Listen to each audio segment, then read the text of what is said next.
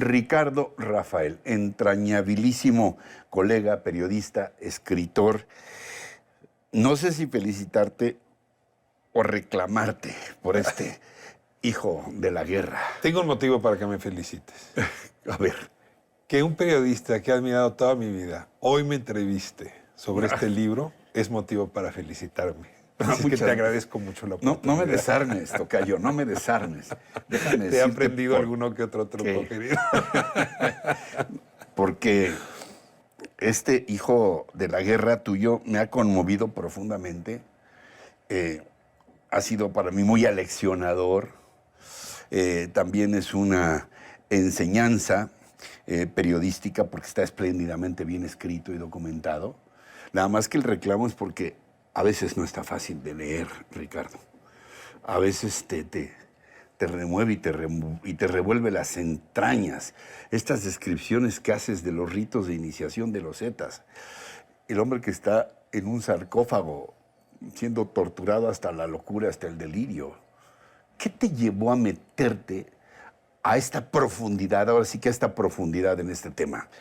Déjame decirte que lo que obtuve en ese viaje, que es un viaje muy largo por el infierno, sí fueron experiencias muy duras y en efecto la intención es entregarle al lector pues parte de eso que yo sentí. O sea, yo logré, déjame utilizar la palabra, empatizar con ese mundo desquiciado de la violencia, empatizar al punto de poder entender algunas cosas más íntimas que la provocan. Y este es un texto que lo que hace es trasvasar, pasarle al lector parte, incluso matizada, literalizada, es decir, donde utilizo la literatura para que no sea tan duro el golpe, y con el ánimo de entregar un poco conciencia, no del macrocosmos de la violencia, de eso se ha escrito mucho. La verdad es que hay expertos, todo el mundo sabe del tema, todo el mundo tiene opiniones. Estadísticas. La propaganda que ha hecho el gobierno, la propaganda que han hecho las empresas criminales, la propaganda que hemos hecho los medios, sí, todo el mundo sabe de este tema. Sin embargo, como le hacen los físicos, a veces para entender el macrocosmos, la mejor manera es entender el átomo, y eso se ha hecho poco, que es cruzar la frontera y meterte en la vida de una persona que por el lugar que ocupó el Z9 en esta estructura criminal, lo que le tocó ver ayuda a entender cosas que de otra manera yo no hubiera entendido. Es como si está lloviendo a cántaros y entonces tú te metes en un cuartito, ¿no?, guarecido, a hablar en la intimidad con esta persona y empieza a contar cosas de su biografía, de su experiencia, de los motivos que lo llevaron a la violencia, desde el plano más humano imaginable. Y eso me permitió encontrar como explicaciones que no tenía. No quiero decirte que me volvió experto en seguridad ni nada por el estilo, pero sí me llevó a un ejercicio periodístico que quizás ha sido el más duro que he tenido en mi vida. Ahora, el Z9 testimonia el nacimiento de este grupo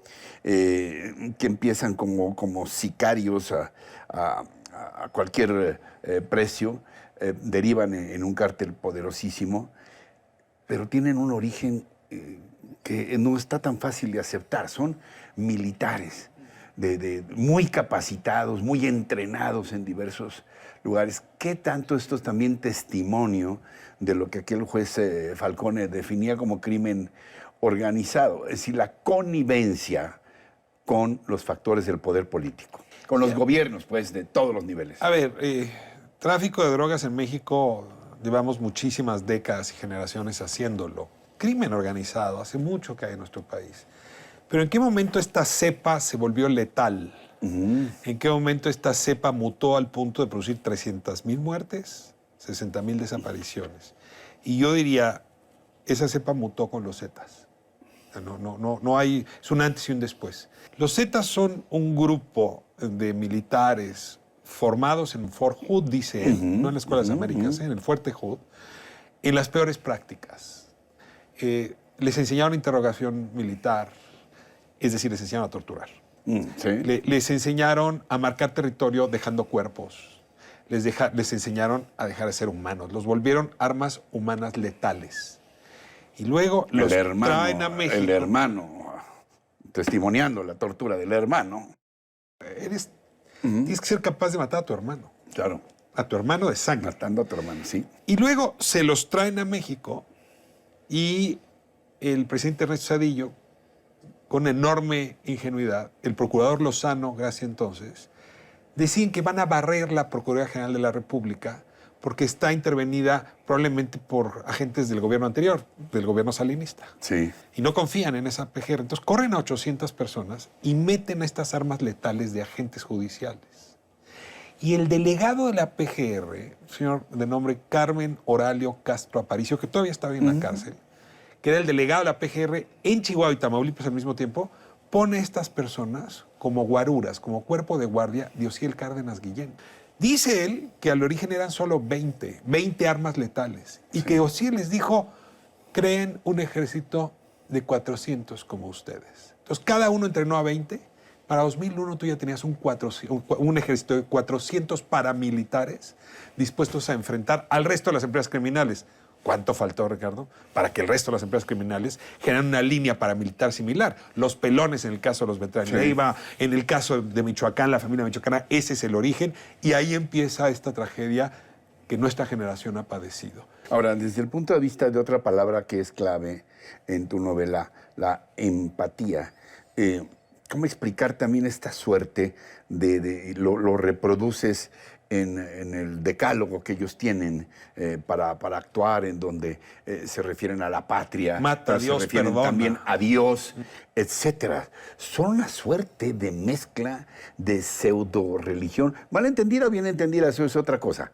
Pero es esta suerte de conciliábulo brutal que solamente así explica lo que son capaces de hacer.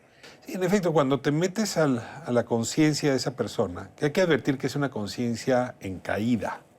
Si tú lo cuentas hace un momento cuando me preguntabas, o sea, en el momento en que él sufre la tortura y sufre cosas indecibles, peores o similares a las que él mismo había perpetrado, hay un cambio en él muy serio. Y entonces es desde esta voz del ave que va cayendo que puede contarme estas historias. Y sí, en efecto, te das cuenta cómo la religión jugó un papel esencial.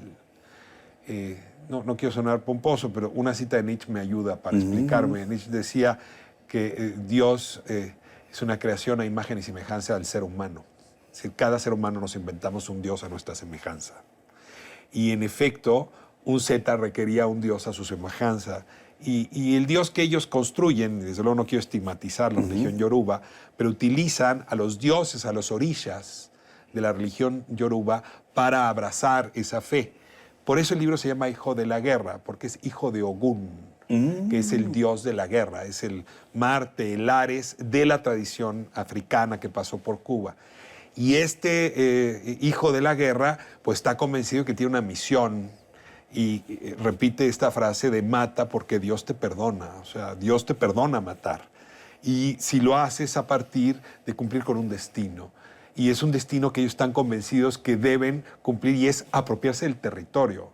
O sea, él tenía tatuadas 5 estrellas en el cuello y lo que dice ahí es que esas 5 estrellas son los primeros 5 estados que conquistaron. Sí, o sea, había una lógica guerrera de conquista de territorio que le fue arrebatada al Estado mexicano, a quien los había creado, y por lo tanto a la sociedad y a nosotros. Ahora, finalmente, porque ya sabes que tenemos ahora estas limitaciones de tiempo, pero espero que podamos seguir platicando muy pronto.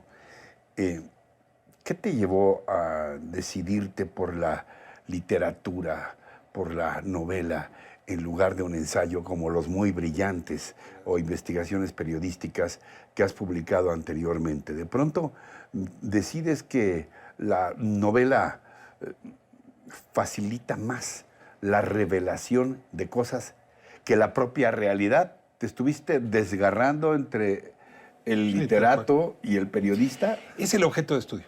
O sea, cuando tienes una conversación con un individuo que te cuenta cosas que puedes corroborar como periodista, contrastar, pues tienes un producto periodístico. Sí. Pero del otro lado hay cosas que me contó que es humanamente imposible de corroborar, sí. La intimidad entre los compañeros zetas, otras cosas que claramente son ficción y mentira. Y entonces cuando tienes ese como Jano bifronte, que es ficción y no ficción, sí. Pues solamente la novela de no ficción te ayuda. En este texto, cuando hablo yo, cuando habla el periodista, hablan a no ficción. pero cuando habla él, pues le dejo a juicio de la lectora, del lector, si ahí hay verdad o no, si hay ficción o no.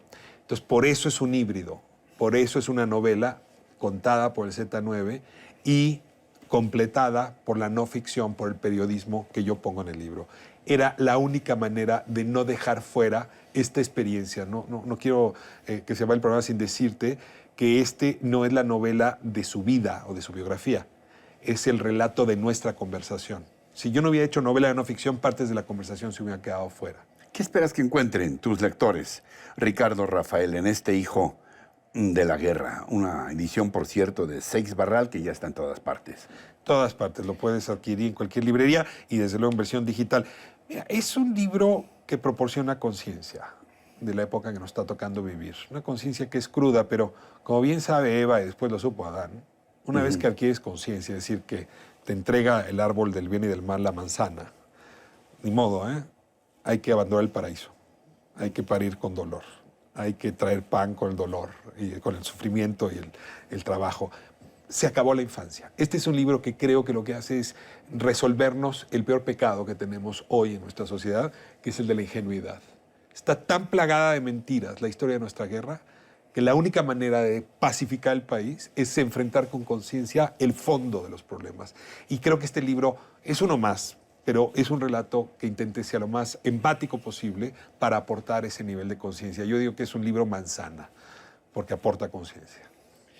Yo lo único que puedo agregar y concluir es que, de verdad, si queremos comprender las raíces más profundas y oscuras del fenómeno de la criminalidad, de los cárteles y de los sicarios que están perpetrando crímenes prácticamente todos los días en este país, es indispensable leer Hijo de la Guerra, de este gran periodista y ahora novelista también, Ricardo Rafael, que además de todo está espléndidamente bien escrito y yo diría que en muchos momentos, a pesar de lo que dice, en la forma bellamente escrita también.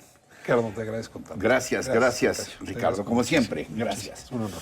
Gracias. Y gracias a ustedes también por su atención, por su compañía, pero sobre todo lo que más aprecio, su confianza en este espacio. Los espero la próxima semana. Hasta entonces, hasta siempre.